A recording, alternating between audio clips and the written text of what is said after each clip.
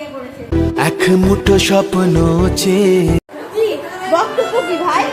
বল ভাই আজ প্র্যাঙ্ক করে আজকে প্র্যাঙ্ক হয়ে গেছে। সাবাস। ও ভেবেছি আজকে সত্যি সত্যি ওর সাথে প্র্যাঙ্ক করেছি আমরা, যে শারমিতা পালিয়ে বিয়ে করেছে। ও পারবো না আমি ছাড়তে তোকে। এখনো মানে বুঝতে পারছে না, কনফিউজ। আমাকে ফোন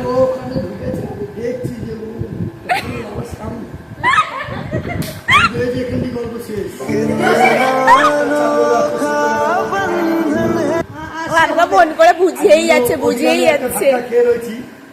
তাও একটু ভালো আছি। এও যদি চলে যায়, ও মাল তো বেরিয়ে গেছে, ও মা এও চলে গেল হিসব মনে, এও তো বেরিয়ে গেছে। আমি কি করবো?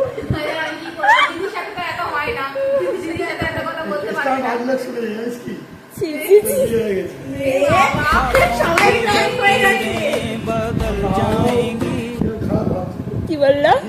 নাচ গান করতো মেয়েটা, এখন এরকম আমি তুই আসবো বলে মাকে নিয়ে ছুটছি, আমি তাড়াতাড়ি চলো, এই ব্যাপার ভাস্কর এক্ষুনি আসবে এখান থেকে, রিম্পা দিকে আনতে গেলে তাড়াতাড়ি চলো।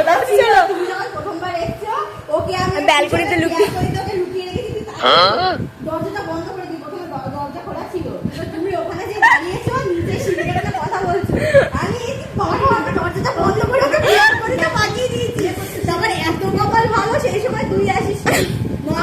আমি বাথরুমে ছিলাম। আমি ভাবছি ঘরে ঢুকতাম, এখন নয়, ও তার আগে ও প্রথমে যখন ঢুকেছে, তারপর তো তোকে আনতে আমি জানি ও একা থাকলে ঢুকবে না, একটা ছেলে ও ঢোকার সামনে। অন্য কিছু না করে এই জন্য দেখলাম লাগে না। আমি নিজেও জানি না, কিন্তু আমি বিশ্বাস করি না। তুই যে কথা বলা ভালোবাসতাম আমরা। অনেকটা ভালোবাসতাম আমাদের ক্লাসে। আমার বাবার সাথে আমি গল্প করছিলাম আজকে, যে মেয়েটা থাকে তো আমরা এত ইয়ার্কি ঠাট্টা করি, কোনোদিন কোনো মাইন্ডে নিই, মানে আলাদা রকমের মেয়ে ছিল। ওর বাপ বলছি করে দিল, দেখতে পাবো যে ভাস্কর হয়ে গেছে, প্র্যাঙ্ক আমাদের ফাইনাল হয়ে গেছে।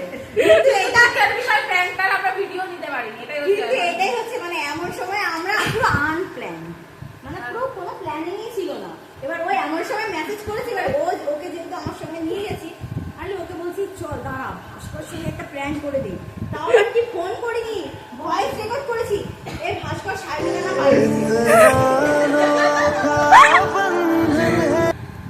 ও আমাকে দূর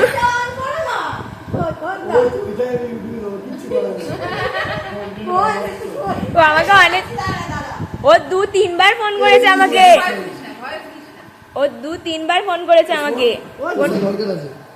এবার ওর নামে खोपड़ी तोड़ साले का। কি করে এইদিকে রিম্পা ও বলছে আজ ভিডিও করতে যাবে নাকি? আমি না থাক, কাল যাবো। ওকে আজ কোথাও যাবে নাকি? বিয়ে করছে, এখন প্রবলেম হয়ে গিয়েছে, কি বলবো বুঝতে পারছি না। ওকে ফোন করো, কি ও আমার কথা শুনতেই চাইছে না। ओ भाई मारो मुझे मारो। কিছু করার নেই, যা হয়ে যাচ্ছে ঠিক আছে। মা কালীর আশীর্বাদ রয়েছে, ছেড়ে দাও। আমি যখন এই ভয়েসটা করেছি আমাকে সঙ্গে সঙ্গে ফোন করে।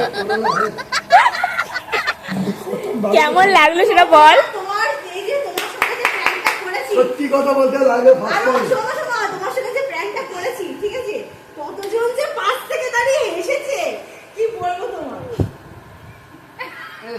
আমি একবার মিউট করছি, একবার ওর সঙ্গে কথা বলছি। যখন তোমার সঙ্গে আমি ফোনে কথা বলছি মিউট করে করে কথা বলছি, এত হাসি পাচ্ছে। আমার চুলে কিছু নেই আর। বন্ধুগুলো ছিল তারা Actually, চুপচাপ।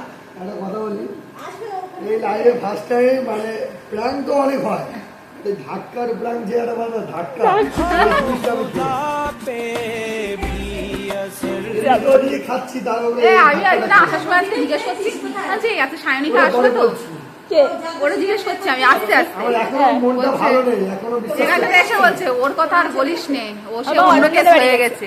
আর সত্যি যদি এই ঘটনা দিয়েও করতে কি হবে? আমি করবো না।